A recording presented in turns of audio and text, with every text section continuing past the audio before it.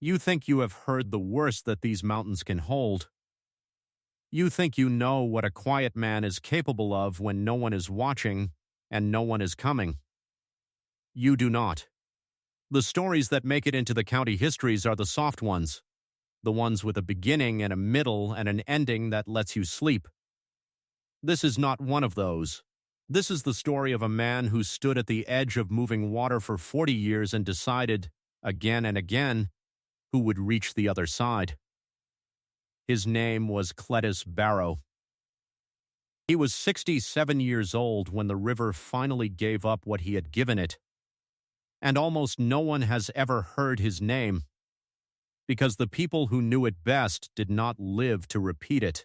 Before we go down to the water, tell me in the comments where you are watching from tonight, and what the time is where you sit.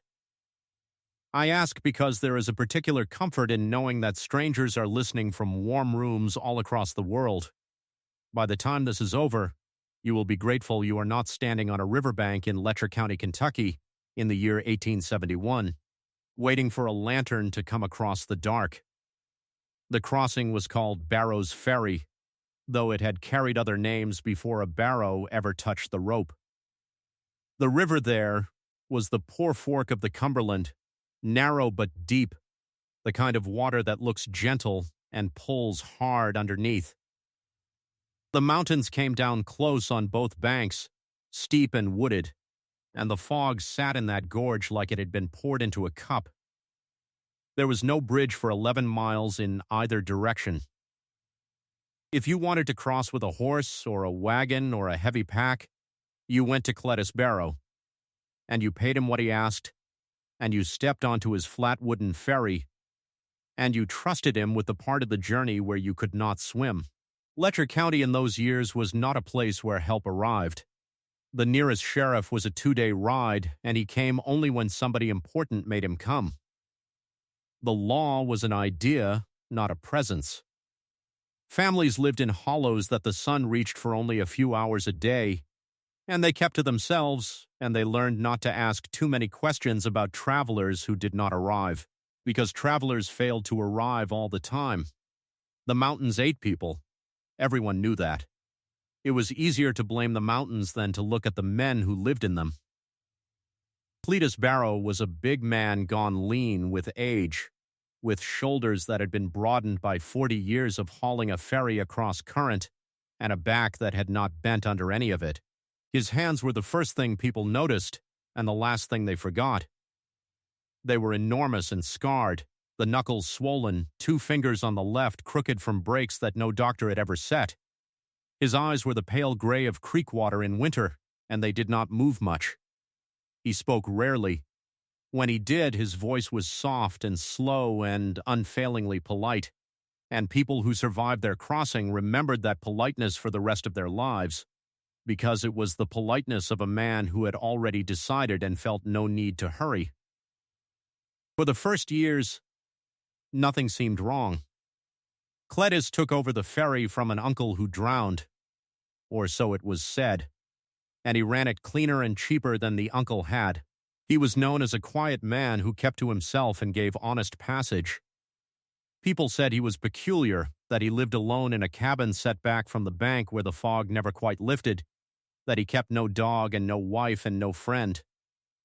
But peculiar is not the same as dangerous, and the mountains were full of men who had folded inward. No one had been given a reason to fear him yet. The first reason came in the autumn of 1854, though no one understood it as a reason for nearly 20 years. His name was Asa Pruitt. He was a tinker who traveled the hollows mending pots and selling thread, a small cheerful man known up and down the Poor Fork, the kind of traveler whose face every door recognized. The last person to see Asa Pruitt alive was a widow named Sally Hatfield, who sold him a meal and noted in her household ledger, a ledger her descendants donated to the Letcher County Historical Society in 1949, that Mr. Pruitt had set out for Barrow's Ferry on the morning of October the 9th, with $11 in coin and a mule named Beauty. He intended to cross before the fog came up. He was never seen on the far bank. His mule was never seen again either. And here is the thing that should have mattered and did not. Cletis Barrow, asked about it weeks later by Asa's worried brother, said plainly that no tinker had come to his ferry that day at all. Nobody thought too much of it. People disappeared in those mountains. It happened. A man could fall, drown, freeze, be robbed by strangers on the road. Asa Pruitt became a sad story, and then he became nothing. And the river kept moving, and Cletis Barrow kept hauling on his rope, and the fog kept pouring into the gorge every evening like it was filling a grave. And then it happened again. In the spring of 1858, a cattle drover named Wyatt Calms vanished after telling a man at a tavern that he meant to take the ferry crossing at dusk to save a day's ride. In 1861, a young couple traveling north, newly married, carrying the wife's dowry in silver, were last recorded at a trading post 9 miles south of the ferry, asking the road to Barrows. In 1863, a circuit-riding peddler. In 1866, 2 brothers driving a wagon of milled lumber. Each of them was making for the same crossing. Each of them was carrying something worth carrying. And each of them, according to Cletis Barrow, had simply never arrived at his bank at all. The disappearances were spread thin across years, scattered across different parts of the county, attached to different reasons. And so no single person ever saw the shape of them. That is the cruelty of patience. A man who kills slowly is harder to catch than a man who kills all at once, because slowness lets the world forget between the killings. The county did not have the records to connect a tinker in 1854 to a drover in 1858 to a peddler in 1863. There was no county to do the connecting. There was only the river, and the fog, and the polite gray-eyed man at the water's edge. It was a flood that finally began to speak. In the late winter of 1871, the poor fork rose higher than anyone living had seen it. The rains came for 9 days, and the river tore loose trees and fences and stretches of bank, and it scoured the deep pool below Barrow's Ferry down to channels that had not seen daylight in a generation. When the water dropped, a boy named Tolliver Sexton, fishing the new shallows, found a horse's skull wedged in the roots of an uprooted sycamore. That alone meant nothing, but the boy kept looking, the way boys do, and below the skull, in the gravel the flood had turned over, he found a button, and a buckle, and then a row of small white shapes that he first took for fish bones and then understood were not. The men who came down to look found more than they could explain to themselves. There were bones in that gravel that the flood had carried down from somewhere upstream, and there were too many of them, and they were not all old. There was a wedding ring with initials worn nearly smooth. There was a peddler's brass scale. There was the rusted frame of a tinker's pack, the kind a small, cheerful man might have carried up and down the hollows mending pots, and a slow dread began to move through the county like the fog moving up the gorge. Because the older men remembered now. They remembered Asa Pruitt. They remembered the drover. They remembered all the travelers who had set out for the same crossing and never been seen on the far side, and they understood, all at once and far too late, that the river had not been eating those people. Something at the river's edge had. Sheriff Garland Mullins finally came, and he was not a soft man. He was a former Union scout who had spent the war tracking deserters through worse country than this, and he did not believe in the things mountain people whispered about. He came expecting to find a drowning ground and a sad pile of accident. He did not. What he found when he and 4 deputies walked up the path to Cletis Barrow's cabin, set back where the fog never lifted, was a quiet old man who answered the door politely and offered them coffee and seemed, the sheriff later wrote, entirely unsurprised to see them. The cabin told the story the river had only hinted at. Mullins's official report, filed with the county in April of 1871, recorded the discovery of a quantity of personal effects inconsistent with the residence of a single man of modest means. That is the language of a man trying to stay calm on paper. What the deputies actually found was a back room, windowless, dug partly into the hillside, and it was full, not of bodies. The bodies were in the river. It was full of the things the bodies had been carrying: boots in rows by size, coats folded and stacked, a drawer of wedding rings, a drawer of pocket watches, dozens of them, none of them running. All of them stopped at different hours as their springs had wound down over the years, so that the room ticked with no sound and told no single time. There was silver in a sack that matched the description of a dead bride's dowry. There was a tinker's thread, still wound on its spools. Cletis Barrow had kept everything except the people. He had given the people to the water and kept the rest like a man saving keepsakes. And here is the thing that turned the sheriff's stomach. The thing he did not put in the official report but recorded in a private notebook found among his papers after his death in 1889, a notebook now held by the University of Kentucky's Special Collections. In the corner of that back room, Cletis Barrow kept a ledger. Not an account book of fares, a ledger of crossings. Every traveler he had ever ferried was written in it in his slow, careful hand. The honest ones and the others, and beside each name was a single mark. Most names had a small dot. But some names, the tinker, the drover, the bride, and her husband, dozens of them across 40 years, had instead a single short line drawn through them. A tally. As though he were not committing murders but keeping account.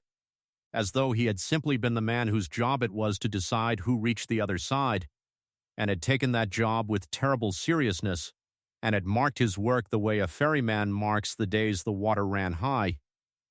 When Mullins asked him how many, Cletis Barrow looked at the ledger as though the answer were written there for both of them, and said, in that soft, polite voice, that he had never thought to add it up.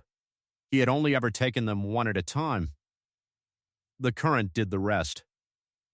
He said the river had to be paid, and he had paid it, and he did not understand why the sheriff seemed to think this was his doing, rather than the water's.